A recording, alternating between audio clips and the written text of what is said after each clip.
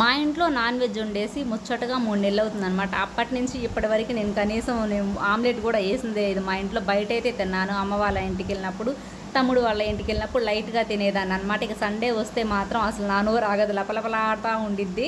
ఇకైతే మాత్రం ఈ రోజైతే మాత్రం తమ్ముడు మరదలు వస్తున్నారని చెప్పేసి తెప్పించాను అనమాట. ఇది ఒక ప్లస్ పాయింట్ అనిపించింది నాకైతే మాత్రం.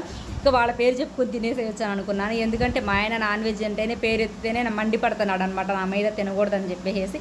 ఒక ½ కేజీ అయితే మటన్ తెప్పించాను, అలాగే 1 కిలో అయితే చికెన్ తెప్పించాను అనమాట. ఇక ముందేమో మటన్ అయితే బాయిల్ చేసేసాను. ఇక రెండు పొయ్యిల మీద వేసి వండడం అనేది నిజంగా నాకు ఈరోజు కష్టం అనిపించింది అనమాట. ఒక్కోరు వండుతుంటే ఇంకొకరు మాడిపోయిద్ది అనమాట. అలాగే కొంచెం ఉల్లిపాయలు మాడిపోయాయి అనమాట లైట్గా. ఇక నేనైతే మాత్రం టమాటా, ఉల్లిపాయ, పచ్చిమిర్చి మాత్రం అన్ని మూడిటిలోకి సరిపడా కోసుకుని అయితే ఒక పక్కన ఉంచుకుంటాను. అలాగే కొత్తిమీర, పుదీనా కూడా కోసుకుని పక్కన ఉంచుకున్నాను అనమాట.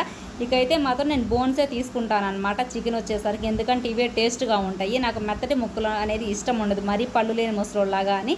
ఇంకైతే మాత్రం నేను పొద్దున్నే మిక్సీ పెట్టేసేసుకుంటాను అనమాట మసాలా. ఎందుకంటే కరెంట్ ఏ టైంలో పోయిద్దో తెలియదు కాబట్టి. నిజంగా నేను ఎప్పుడు దమ్ బిర్యానీ చేద్దామని అనుకుంటాను మా తమ్ముడు కోసం. నిజంగా ఏ రోజు కుదరదు అనమాటను.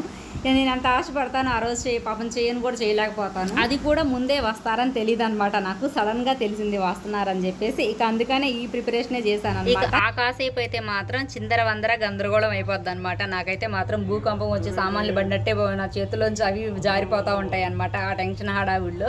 ఇక 1 వంట అయితే చేసేసాను, అలాగే పెరుగు చట్నీ కూడా చేశాను అనమాట. ఇక ఉడకగానే ముందైతే మాత్రం పిల్లల నలుగురికి పెట్టేసాను అనమాట. ఇక నేను మా మరదలు, మా తమ్ముడు కలిస్తే నచ్చని చెప్పేసి.